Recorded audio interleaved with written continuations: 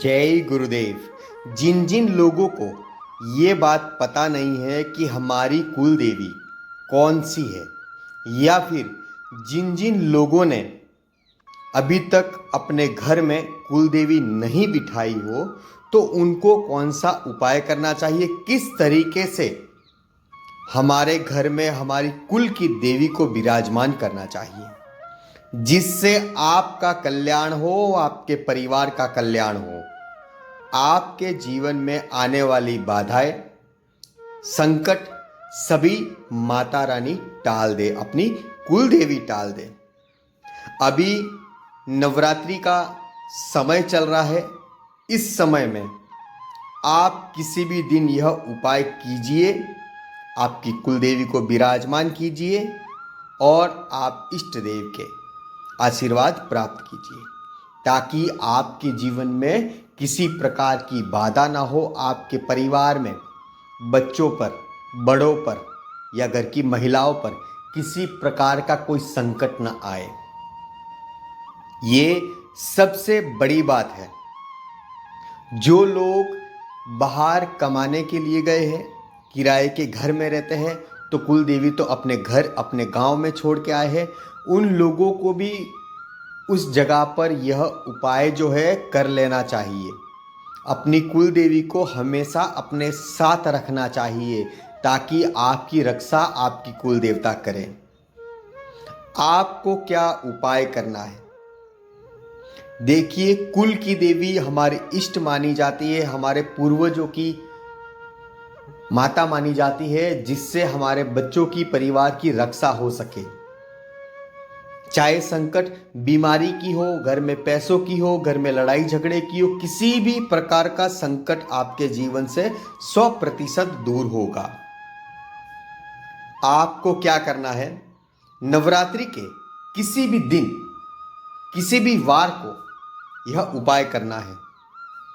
आपको क्या करना है? बाजार से अक्खा नारियल लाना है, जिसे हम जटाधारी नारियल भी कहते हैं। वह नारियल आपको लाना है और आपको अपने मंदिर में उस नारियल का स्थान रखना है, जगह कर देनी है।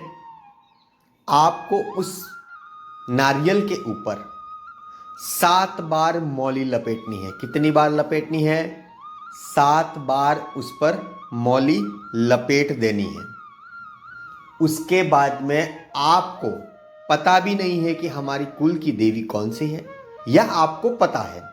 यदि आपको पता है तो उस कुल देवी के नाम से 11 रुपये आपको अलग से निकालने हैं और उस नारियल को अपने दोनों हाथों में लेकर गंगा जल से शुद्ध कर कर आपको कहना है, हे मेरी इष्ट देव, हे मेरी कुल देवता, आप इस नारियल के माध्यम से इस नारियल में विराजमान हो जाइए और हमारे जीवन में आने वाली संकट, आने वाली समस्याओं का निवारण कीजिए। हमारे साथ रहिए। हम जो भी कार्य करना चाहते हैं या करने जाते हैं, जिस जगह भी हम जाते हैं, आप आगे चलिए, हम उसके पीछे चलेंगे। आप हमें मार्गदर्शन दीजिए, ऐसा आपको कहना है। कहते ही आपने जो 7 बार मौली लपेटी है, उसके अंदर 11 रुपये को फंसा देना है। इतना आपको करना है। करने के बाद में आपको उसके ऊपर तिलक लगाना है। क्या लगाना है? तिलक लगाना है। ध्यान रहे, तिलक कुमकुम का लगाइए या चंदन का लगाइए, जो आपके पास हाजिर हो। और उसके ऊपर चुनरी जो माता रानी की होती है, वो उसमें अवश्य उसके ऊपर ओढ़ा देनी है।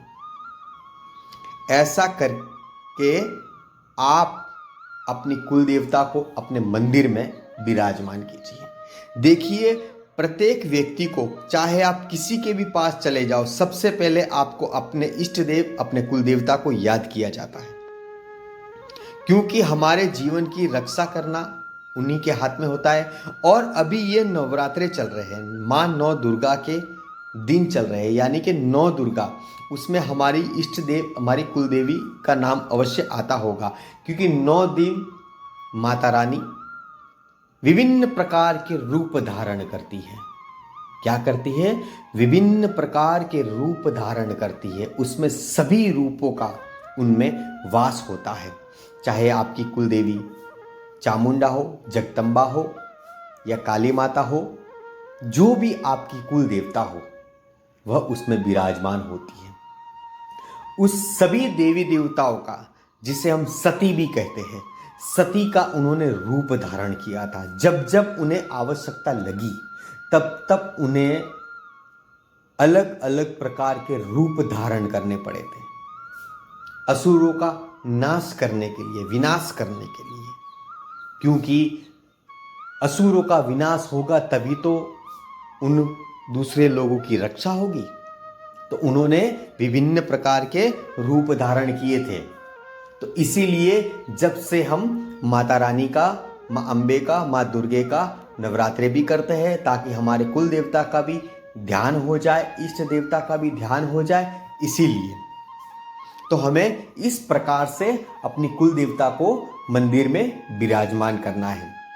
आप किसी भी कार्य के लिए निकले, कोई भी कार्य हो, बड़े से बड़ा कार्य हो, छोटे से छोटा कार्य हो, कोई खरीदने जाते हो, कोई लेने जाते हो, किसी को देने जाते हो, कुछ भी कार्य, या फिर बच्चों की शादी करवाने जाते हो, बच्चों की सगाई करवाने जाते हो, कोई भी कार्य, शुभ कार्य के लिए जब भी आप घर से निकलते हो तो अपने इष्ट देव को अवश्य कह के निकलिए कि हे माँ, तू आगे चल, हम तेरे बालक हैं, हम तेरे पीछे चलेंगे।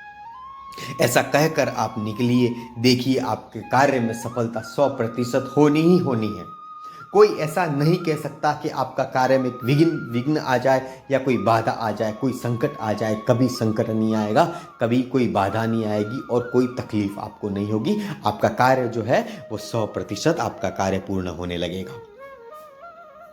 इष्ट देव में इतनी क्षमता है, इतनी ताकत है, तो आपको उन्हें याद कर कर आपको कोई भी कार्य, कोई भी काम आपको करना चाहिए। तो ये उपाय आपको कर देना है। और अभी नवरात्र है, नवरात्रों में सब कार्य, कुल देवी के दर्शन करने जाते हैं। कुल देवी किनके घर में नहीं है तो उनके घर में कुल देवी को विराजमान करते हैं। क्यों नवरात्रे में करते हैं? क्योंकि नवरात्रे में सब देवियों ने, माता रानी ने सब देवियों का रूप अलग अलग प्रकार से धारण किया था। उसमें से सभी लोगों की कोई ना कोई कुल देवी अवश्य होगी।